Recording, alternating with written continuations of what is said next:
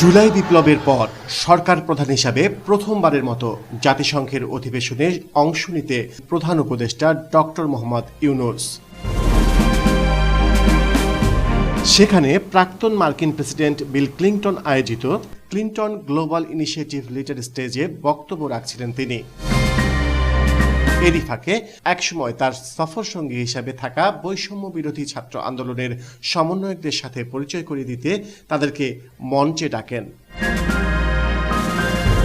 তখন আন্দোলনের মাস্টারমাইন্ড হিসাবে পরিচিত প্রধান উপদেষ্টার বিশেষ সহকারী মাহফুজ আলম এবং ব্র্যাক বিশ্ববিদ্যালয়ের শিক্ষার্থী আয়েশা সিদ্দিকা তিথির সঙ্গে আরও একজন তরুণ মঞ্চে ওঠেন।